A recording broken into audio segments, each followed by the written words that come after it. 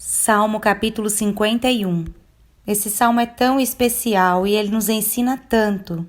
Davi o escreveu quando o profeta Natã foi até ele, depois de ele ter cometido o pecado de adultério com Batseba, e esse pecado o ter levado a cometer outros pecados. Eu te convido a ler 2 Samuel capítulo 12, versículos de 1 a 15, para conhecer melhor os detalhes dessa história, o que foi que Natã disse a ele, qual foi a mensagem de Deus para Davi, e então entender melhor o salmo que a gente está lendo.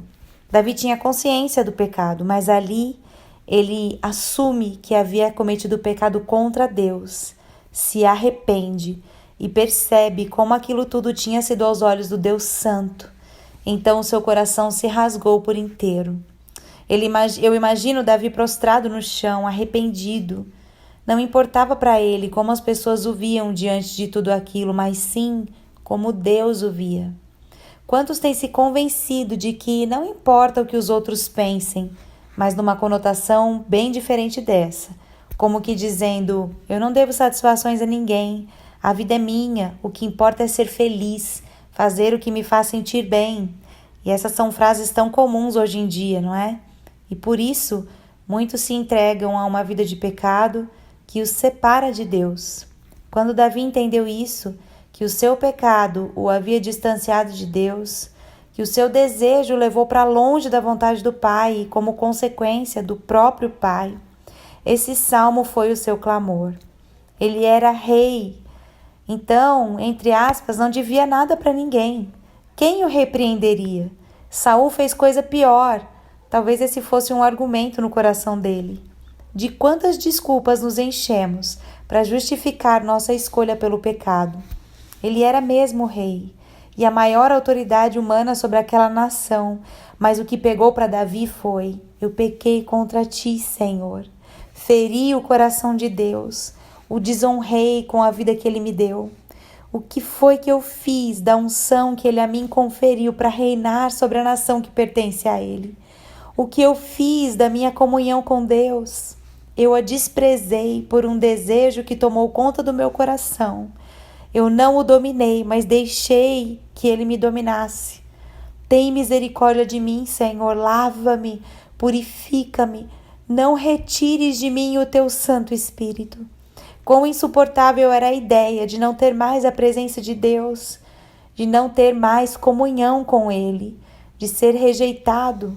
Davi viu Saul desprezando Deus e por isso, tendo o Espírito Santo tirado dele, e espíritos perturbadores e malignos ocupando o lugar. Então ele clama, não posso suportar a ideia de não ter o seu Espírito, Deus, de não poder cumprir o ofício que me deste. Crie em mim, ó Deus Criador, um coração puro que só pode vir de ti, que não é egoísta, propenso para o mal, que não deseja o que corrompe, e me dá um espírito inabalável, firmado em ti. Nós não podemos ser conduzidos por nossas emoções e sentimentos inconstantes, viver pelos nossos impulsos. A nossa vontade carnal e corrupta certamente nos dominará sim, mas devemos firmar o nosso espírito naquele que é a nossa rocha firme. Nossa natureza carnal é pecadora e era disso que Davi falava quando disse que foi concebido em pecado por sua mãe.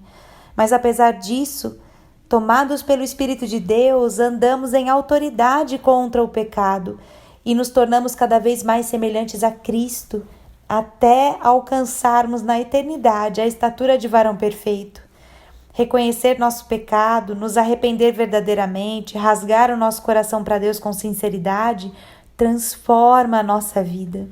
Na versão A Mensagem da Bíblia, nos versículos 16 e 17 diz assim: fingimentos te desagradam, uma atuação impecável nada é para ti.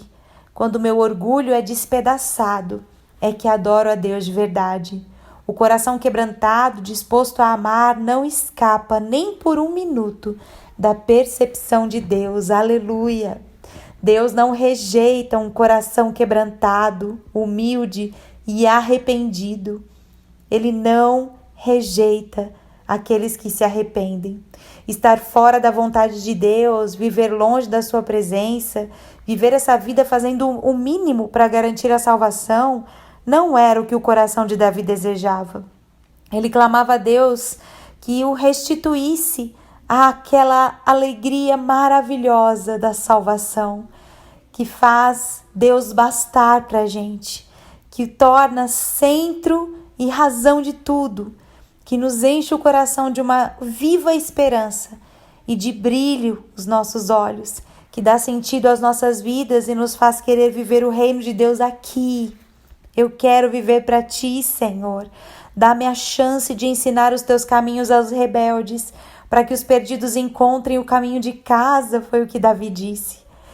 Em tempos em que muitos se dão o direito de pecar e satisfazer o desejo da sua carne, eu quero ser lavada por teu sangue precioso, Jesus. Perdoa-me, faz-me alvo mais que a neve, restaura-me para o teu louvor.